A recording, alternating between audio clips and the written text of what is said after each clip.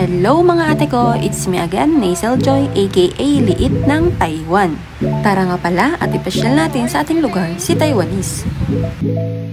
Ito nga pala ang aking ex-boyfriend na ngayon ay asawa ko na. At dito nga pala ay sinasabihan na ako ng aking asawa na mag-iingat ako. Ang galing! Ang galing! O diba? Ang galing ko sa part na yun. Mas inuuna pa kasi ang pagbibideo kaysa tignan yung dinadaanan eh. Anyways, buti na lang talaga at maganda ang panahon. Para hindi madulas yung mga batong tinatapakan natin. Ay, nadulas nga pala ako kanina. At eto na nga, nakarating na din tayo dito sa Napipiwangan Falls located at Nagabgaban, Aglipay, Quirino. Ito nga palang falls na to, tansya ko, nasa 20 to 30 minutes away lang sa bahay. Kasama nga pala namin ng asawa ko dito, ang pamangkin, kapatid at pinsan ko.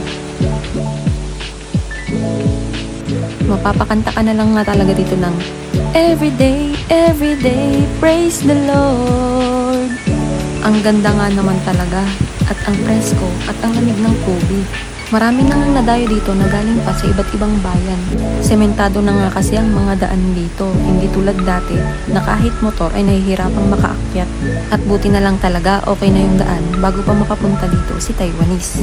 Dahil malamang ang sasabihin lang niyan, uhaw. Ang ganda nga naman talaga kasi ng mga daanan nila sa Taiwan. Mapabundok man ay sementado pa din ang daan. Sana all. At eto na naman, nag-aura-aurahan na naman ang bida-bida. Yung ang dami-dami mong pinakuhang pictures, tapos wala ka namang ina-upload sa Facebook, no? Ganun ata talaga kasi pag mag-30 na. What? Ang feeling. Matudulas nga pala yung mga bato dito dahil ang daming mga lumot. Kaya kapag pupunta kayo dito, magdoble ingat tayo dahil hindi din biro kapag na-aksidente tayo dito. O, tulad ko, nanginginig na ako dyan.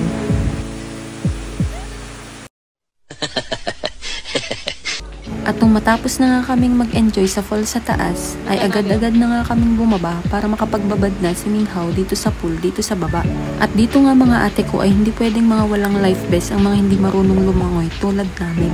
Malalim nga din kasi mga ate ko ang tubig dito, kaya kapag pumunta kayo dito, kapag di kayo marunong, huwag tayong magbida-bida.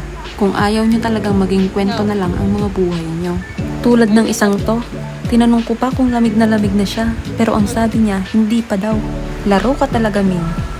Yung ayaw pa niya talagang paawat at pumunta pa siya dun sa parteng malalim. Hinayaan ko nga pala siya na mag-enjoy at makipaglaro sa mga kapatid ko. Dahil sa Taiwan, hindi niya nagagawa yung mga ganitong bagay. E paano ba naman kasi? Puro siya trabaho. At kung rest day naman niya, nasa bahay lang siya at naglalaro ng computer. Nanonood at gamings lang ang ginagawa niya. Kaya tuwang-tuwa din ako na nakikita siya na ganito siya kasiya. At first time ko siyang nakitang ganito.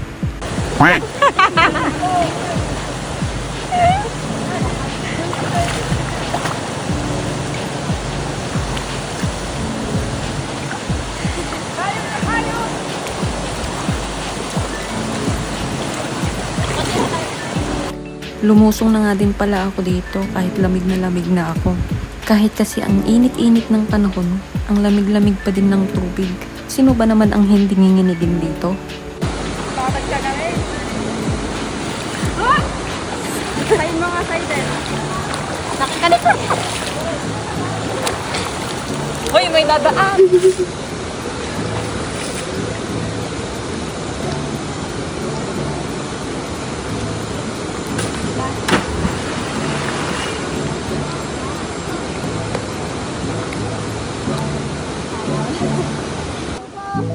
Next na!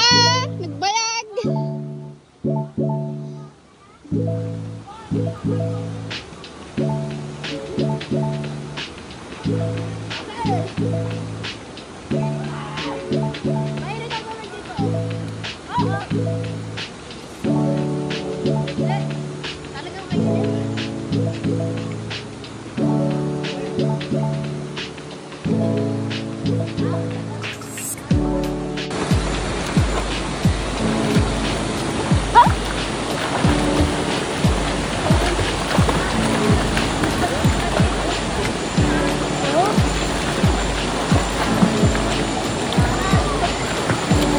Nag-enjoy nga kami dito sa paliligo dito sa Napipiwongan Falls, lalong-lalo na si Minghaw.